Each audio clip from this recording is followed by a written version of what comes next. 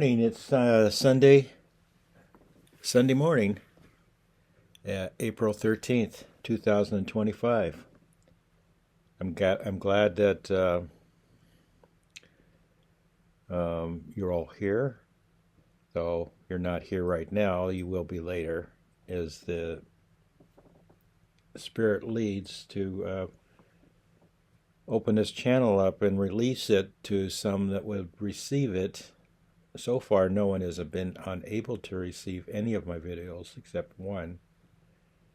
I think it was about 10 videos away, or 10 videos ago. Today we're going to talk about church. Are you getting ready to go to church? Or are you one of those who thinks they're all hypocrites and you left many years ago?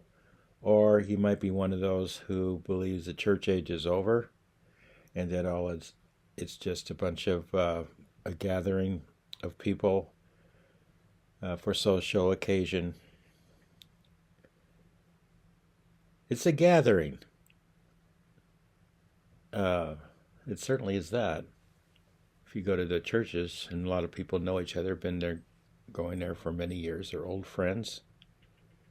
And their desire is to go there and just hear the pastor, because they don't have anything really to say spiritually out of the Bible. No, they're not qualified. They're not in that arena. They're just, they pay their tithes. They pay to hear what they know, they believe.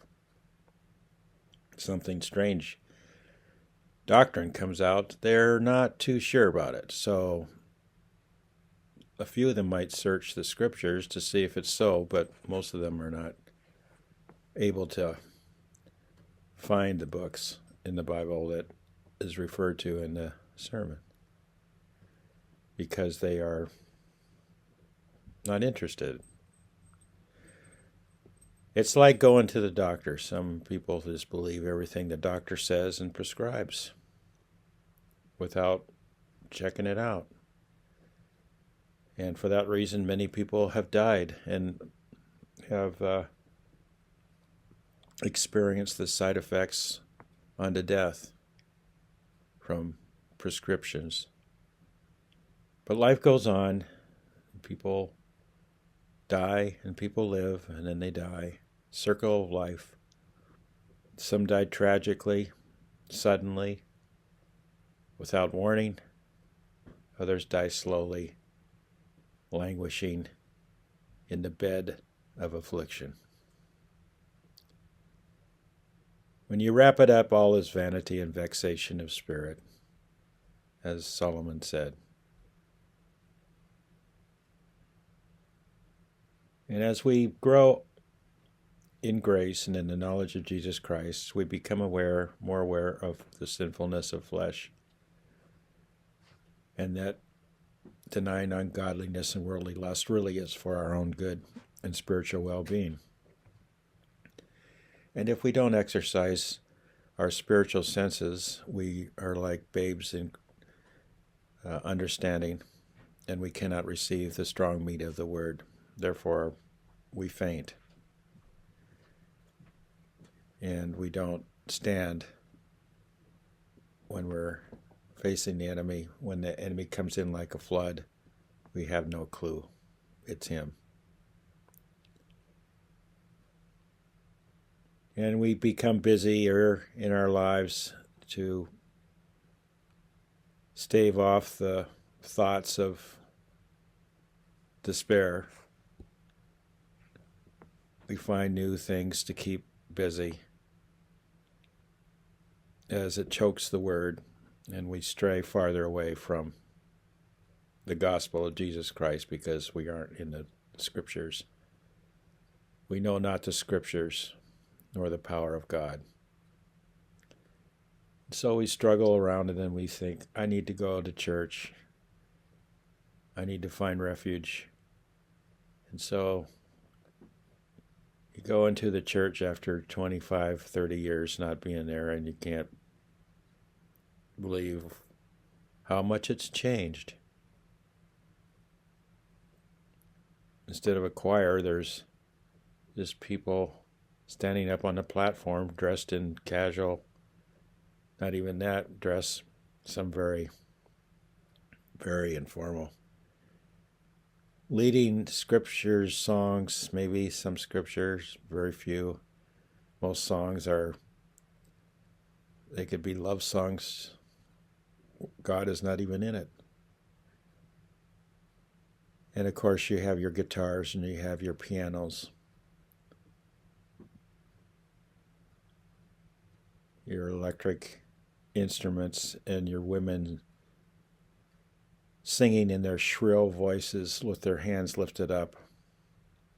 And the people shifting from one foot to the other, thinking about that game that they're going to watch after the service, or that picnic they're going to have with their loved ones. Their minds are not at all on the thoughts of God. Their lips feign praise, but inwardly their hearts are set on the things of this world. The lust of the eyes, the pride of life reigns. And when we are warned, the signs in the heavens, when we see the earthquakes and the rumors of wars and wars, distress upon all the earth, we see the evil creeping in and the darkness falling, we begin to wonder, are we in the last days?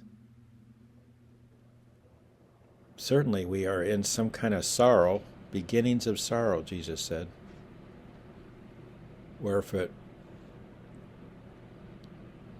were not possible, he'd cut these days short, these evil days short, even the elect would not be saved.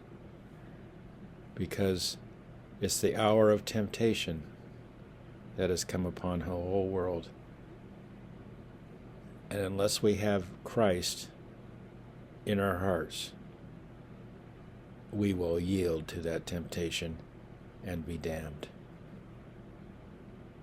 That is why Jesus said, when I come, will there be any faith? He was serious. Faith is the substance of things hoped for, the evidence of things not seen. And without faith, it is impossible to please God.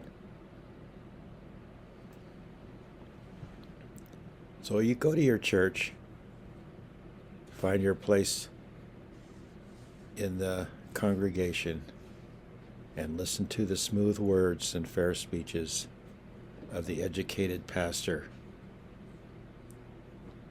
And he will soothe you and give you your placebo for the day.